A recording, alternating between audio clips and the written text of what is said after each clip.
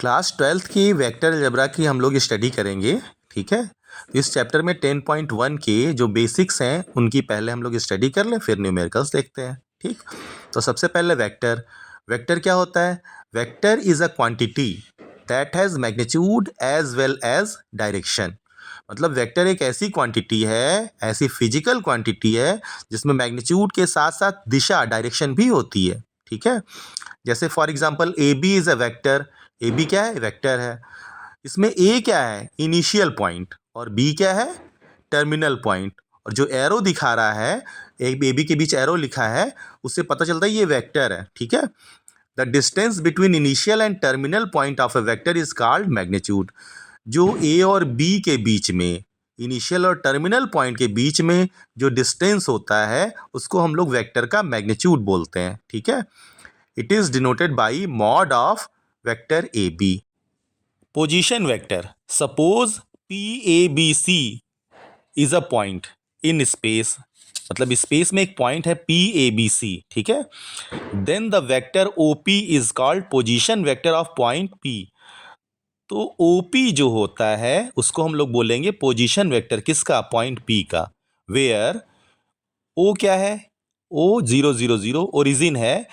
It is initial, ये initial point है। And P A B C is terminal point, और P A B C क्या है? Terminal point है किसका? पोजीशन वेक्टर ओ पी का। ठीक है, the magnitude of position vector O P is denoted by mod of O P. ठीक है, अब ये कैसे निकालेंगे? अंडर रूट के अंदर a square plus b square plus c square. ये क्या है? ओ और पी के बीच की डिस्टेंस है। ठीक है बेटा, अब हम लोग डायरेक्शन कोसाइन देखेंगे। ठीक है, डायरेक्शन कोसाइन क्या होता है? ठीक, जो एल एम एन होता है, जिसको cos alpha, cos beta, cos gamma कहते हैं, वही डायरेक्शन कोसाइन होता है। ठीक है, अब उसको हम लोग देखते हैं। Suppose P X Y Z is any point. मान लीजिए पी एक्स वाई जेड कोई पॉइंट है इन स्पेस। इस कहाँ पे? स्पेस में। तो O P R vector R makes alpha, beta and gamma angle with x, y and z axes respectively। तो OP जो है वो अल्फा, बीटा और गामा एंगल बनाता है किससे? एक्स एक्सिस, वाई एक्सिस और जेड एक्सिस से। कहने का मतलब OP एक्स एक्सिस से अल्फा एंगल, वाई एक्सिस से बीटा एंगल और जेड एक्सिस से गामा एंगल बनाता है। Then cos alpha, cos beta, cos gamma are called direction cosines.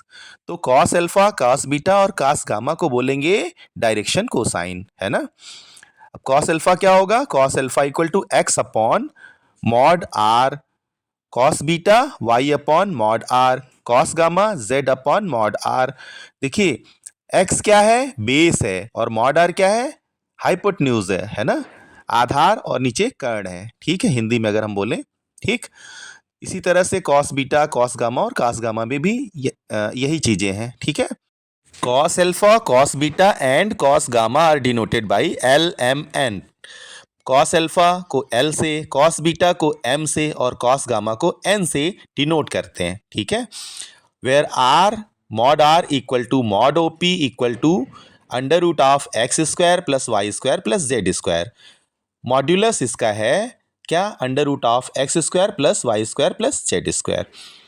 अब एल जो होता है, L is equal to cos alpha, उसको हम लोग डिफाइन करते हैं एक्स अपॉन अंडर रूट के अंदर X square plus Y square plus Z square.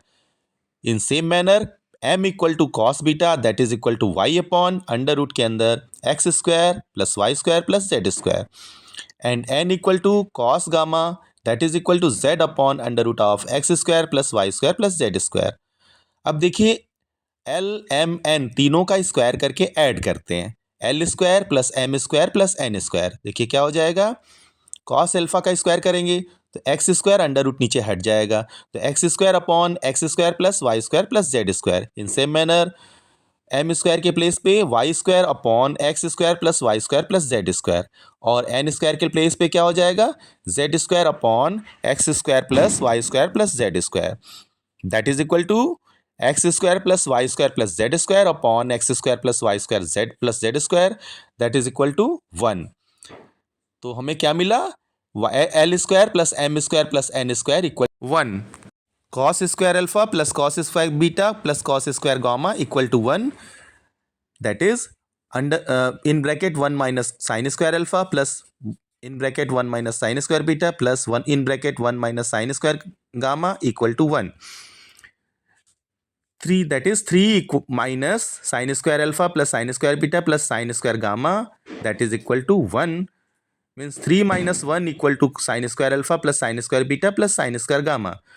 मतलब sin square alpha plus sin square beta plus sin square gamma equal to 2 means we have sin square alpha plus sin square beta plus sin square gamma equal to 2. अब हम लोग देखते हैं types of vectors. Vectors कितने तरह के होते हैं. ठीक है, सबसे पहले जीरो वेक्टर. जीरो वेक्टर को बोलते हैं नल वेक्टर भी बोलते हैं. A vector whose initial and terminal points coincide, जिसका शुरू वाला पॉइंट और लास्ट वाला पॉइंट मिल जाए, एक हो जाए, तो उसको हम लोग बोलते हैं जीरो वेक्टर या नल वेक्टर बोलते हैं. ठीक है, इट्स मैग्नीट्यूड इज जीरो. इसका मैग्नीट्यूड क्या होता है? जीरो. लेकिन डायरेक्शन जीरो नहीं होती है, कोई भी डायरेक्शन हो सकता है. It can not be assigned a definite direction. ठीक है, इसका एग्जाम्पल क्या है? एग्जाम्पल ए कर लीजिए, बी कर लीजिए, है ना.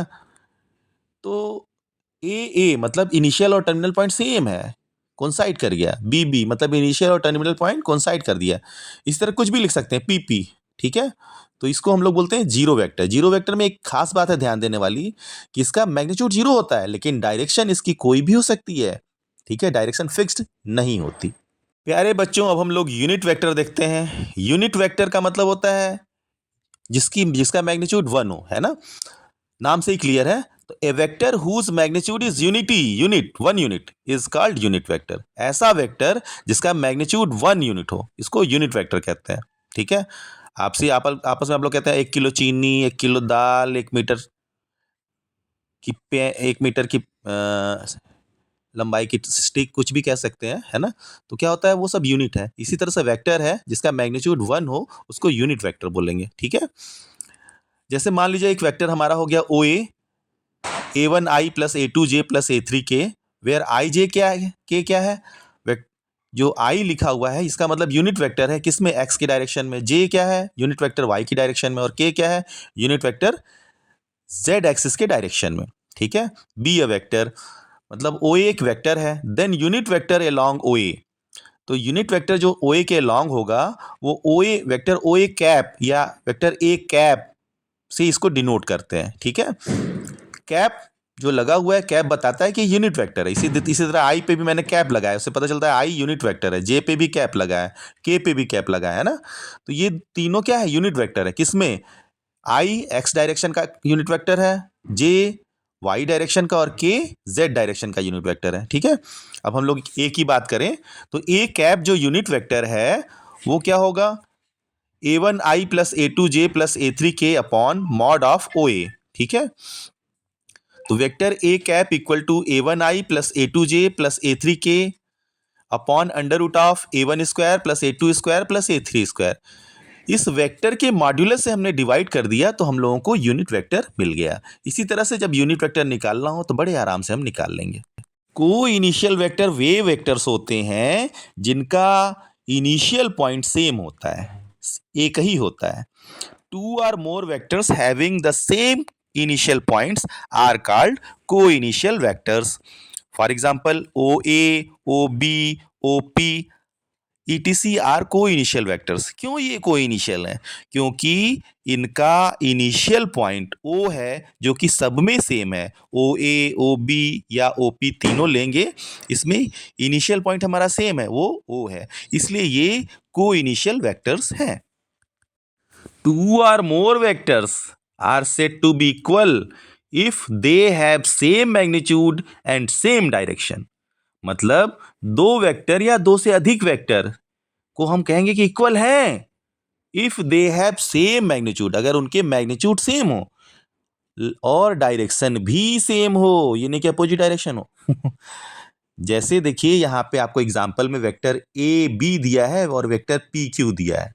इन दोनों में क्या खास बात है? AP जो वेक्टर है और जो वेक्टर PQ है, दोनों वेक्टर के मैग्नीट्यूड सेम है ना. मतलब वेक्टर AB वेक्टर PQ, मतलब AB और PQ पैरेलल हैं और मैग्नीट्यूड जो AB का है और PQ का दोनों सेम है, और AB और PQ की डायरेक्शन भी सेम है, इसलिए vector AB vector PQ same है, इक्वल है. Negative of a vector whose magnitude is same as that of vector but direction is opposite is called negative of a vector. ऐसा vector जिसका magnitude दूसरे vector के बराबर हो लेकिन दिशा direction opposite हो, ऐसे वेक्टर को निगेटिव ऑफ अ वेक्टर बोलते हैं। जैसे वेक्टर ए बी है और वेक्टर बी ए है, ये दोनों क्या होंगे, एक दूसरे के अपोजिट होंगे। दोनों का मैग्नीट्यूड सेम होगा लेकिन डायरेक्शन सेम नहीं होगी, डायरेक्शन अपोजिट होगी। मतलब vector A B equal to minus of vector B A. ठीक है, तो ए बी और बी ए अपोजिट वेक्टर्स हैं। ठीक है, और ए बी ए के निगेटिव है, बी ए बी के निगेटिव है। Free vectors, vectors which can displaced या displace parallel without changing its magnitude and direction are called free vectors. अगर किसी वेक्टर को या दो ढेर सारे वेक्टर्स को हम लोग इधर से उधर डिस्प्लेस कर देते हैं, हटा देते हैं, लेकिन पैरेलल मतलब उनकी डायरेक्शन को हम चेंज नहीं करते हैं, मैग्नीट्यूड को चेंज नहीं करते हैं, डायरेक्शन को चेंज नहीं करते हैं, केवल पैरेलल इधर से उधर मूव कर देते हैं, तो इन वेक्टर्स को फ्री वेक्टर्स कहते हैं। और हम लोग जो किताब में वेक्टर्स पढ़ेंगे, जो भी एक्सरसाइज लगाएंगे, वो फ्री वेक्टर मानते हुए ही लगाएंगे अपनी पूरी एक्सरसाइज। ठीक है, ओके। 10th ए का बेसिक्स जो था, मतलब वेक्टर के फर्स्ट एक्सरसाइज का बेसिक्स था, वो हम लोगों ने कवर किया।